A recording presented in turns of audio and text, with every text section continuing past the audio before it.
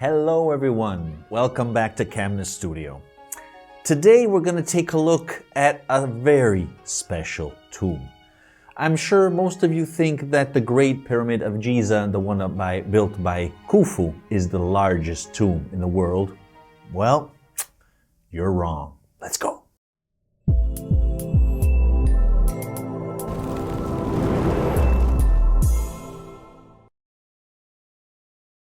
Okay, so before starting, I just want to mention that we have decided to activate a special email where you can write your questions. The email address is ask@camnes.org. You can see it written here, where you can send all your questions regarding archaeology in every type of sense. I mean, from excavation techniques all the way to civilizations and different aspects of the ancient world, okay? We're waiting for your questions. Okay, apart from that, let's get back to today's video's topic. And we are going to explore the largest funerary monument dedicated to a single individual ever built in the world, past and present. And who am I talking about? Qin Shi Huang.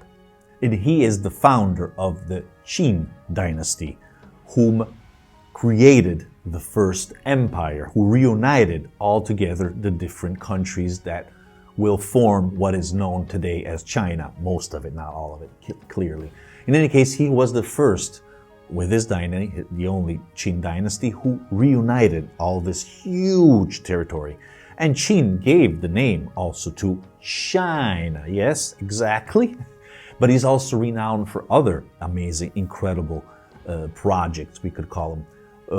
One among all, the Great Wall of China. Yes, he is the one who started the project. Obviously, it took centuries and different rulers enlarged it and modified it. But he was the first one in order to keep away the nomadic barbarian invaders coming from the steppe from the north. That's why they had to build this incredible, very impressive structure.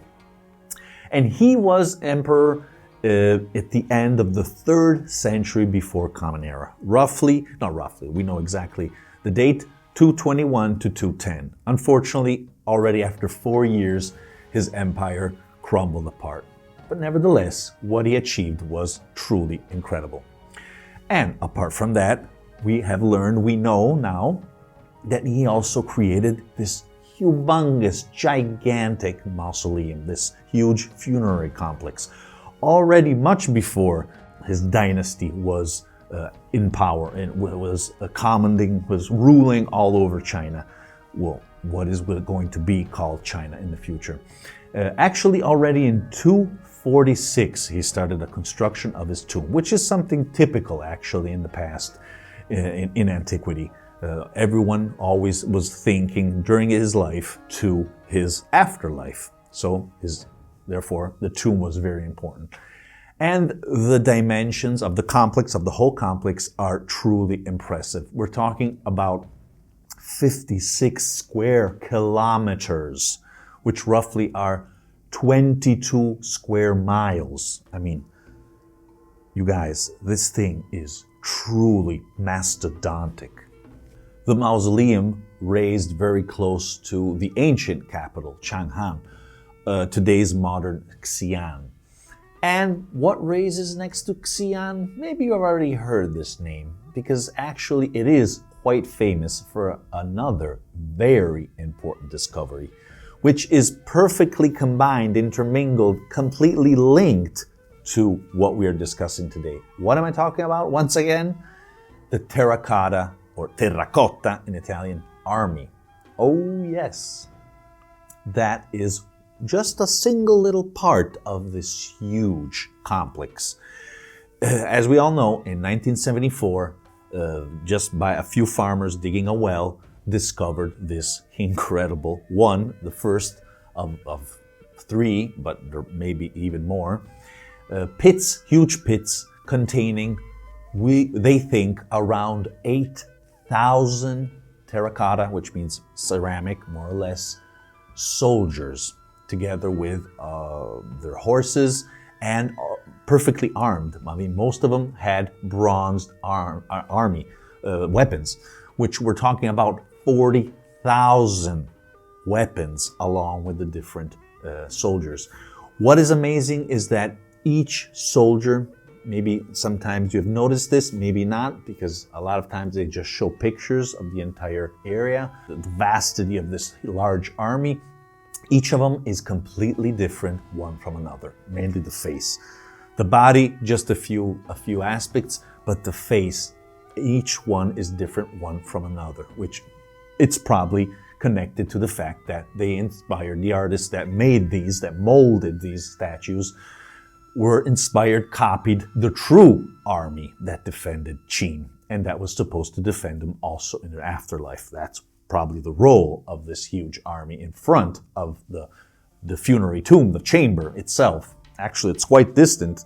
It's more than a kilometer because all the rest was filled by other elements, as you can imagine. All these soldiers once were colored. Actually, they are still colored, but unfortunately, as soon as you expose them to the air, the color just shrivels up and goes away. In fact, they just recently started to find a solution in order to excavate, because they're still excavating them. They've only uncovered 2,000 out of what they think is going to be 8,000. And only recently they discovered some techniques on how to preserve that amazing color on all the surfaces of these incredible statues. As you can imagine, a huge amount of labor, a huge amount of people worked on this for decades and decades. It has been calculated that around 700,000 people worked on the whole complex, and 3,600 artists were dedicated to the creation of the Terracotta Army. In fact, they found also small letters slipped inside pieces of bamboo, where there's almost like confessions of the other poor artists that were very intimidated by their supervisor, because they were supposed to paint correctly, precisely, as in real life, all the different elements on the soldiers. It's amazing. I mean, it's truly fascinating what China still has to offer us. According to the ancient Chinese historian Sima Qiang, who lived between 145 and 95 BCE, so just a few decades after Qin, not too far, so quite reliable. According to this historian, workers from all around the empire came to work at this tomb, non-stop for years and years, as we have said, creating an underground city, practically, which was supposed to mirror the ancient capital nearby. Everything was as in life, as in the afterlife. That's why we have this huge Terracotta Army, just as the real army. And it had to be exactly that. That's why that's probably the concept here. Everything has to be identical in relation to the real one. So you can imagine how many much more things are lying there. And the historian describes this huge 3-story tomb, which in fact was supposed to emulate the palace of Qin. Incredible. So if we just take the measures, the dimensions of the mound itself, the mound, which is the part that contains the tomb, excluding the rest of the complex, we still have the largest monument for one single individual. Absolutely, the largest tomb. In fact, we have 345 meters by 355 meters, and it was supposed to be 115 meters high. Now, unfortunately, we lost a lot of these meters, a lot of the height of the monument, which lowered down to, I think, 51 meters.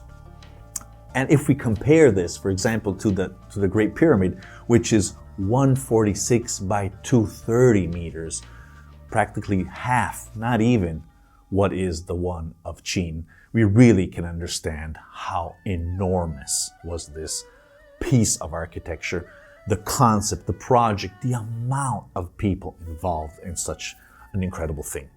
But the reason why I decided to talk about this is one single aspect that has always fascinated me since I began studying archaeology. And what is that? that the tomb itself, this fantastic, incredible tomb, has never been excavated. And it's so well protected that it's practically sure that it has never been violated. So if we have that incredible Terracotta Army, who knows what's underneath?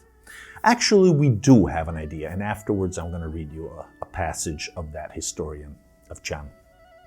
So, but a lot of people, in fact, when we talk about this, ask immediately, but why? Why aren't they excavating? If they found that, why aren't they immediately going to excavate the huge mounds? Well, there are actually a lot of good reasons, I would say, unfortunately, and probably me and you are not going to see it. Maybe our kids, maybe our nephews, who knows? I hope someone in the end. There are lots of problems, actually. Let's try to understand a few. Well, first of all, they know there's going to be a lot of organic material inside, which means you have to build a huge shelter to protect that. But that would impact completely the landscape of that beautiful area of China and the site itself. So already you have to start deciding, you want to build that? If you have to protect the materials, already big decision there. Plus, they know that the tomb is so down deep, as I said before, 35 meters, which means the only way to access that is to eat a part of the mound itself, ruining it forever. I would add at that point, but we know archaeology is destruction, is not repeatable, unfortunately. So I think if we learn something, we can lose something. It is normal. But I understand. I mean, we have a Western perspective on these things, and in Asia, they have a different one, which is perfectly reasonable and normal. Other reasons behind the decision not to excavate are also tied to the expense. I mean, we're talking of a huge expense for years. It's already been how much? Almost 50 years they have been excavating the Terracotta Army, and they're only 1/4. Can you imagine how long and how many people it's going to take, and money obviously, to excavate the tomb itself, the complex? So already that, it's really keeping away scientists and the government to invest in this. Also, another interesting reason is that according to the historian we're going to read in a while, and also scientific measurements done today, the area is filled with mercury. Because according to the historian, and not only, I mean, the tradition says there are lakes, there are huge reservoirs of mercury, liquid mercury all over in order to protect the site, but also it was associated to the afterlife. It has special powers that's connected to mercury. That was the ancient perception of that. Terrible poisonous element. As we know, it's extremely poisonous. It's already polluting the area a little bit in the upper soil. If you start excavating, who knows how much mercury is there. And that could really disturb and disrupt the whole area, if not even wider. So that's, again, another big issue that archaeologists are thinking about, and that's why they're not going ahead. So as you can imagine, we're waiting for better technology overall. That's the main reason why things are not going ahead. I just want to read you, I want to conclude the video reading the brief description that the historian Sima Xi'an left us on the mound itself, on the tomb inside. In her book of historical records, we can read, "The underground palace of the mausoleum is described as follows. The tomb chamber was full of rare treasures collected from all over the country and the states he conquered. The interior lakes, rivers, and seas were made of flowing mercury. The legendary luminous pearls decorating the dome of the tomb were a symbolization of the sun, moon, and stars. In order to protect the tomb from being disturbed, booby trap arrows were installed to kill any daring intruder." So not only mercury, also other elements are present in order to kill anybody who wants to go inside. Obviously, that is not the main reason, as I said before, of why we are not proceeding, but hopefully one day we will, because amazing treasures, amazing part of history is awaiting us inside. Okay, guys, I hope you enjoyed this video. After all, please remember that understanding our past helps us understand also the present and defines our future. Bye. Hi guys, if you want to discover more about archaeology and our ancient past from a different perspective, make sure to click on the CAMNES logo here below. And don't forget to turn on the notification bell so you will never miss an episode and join the archaeological community in search of the truth.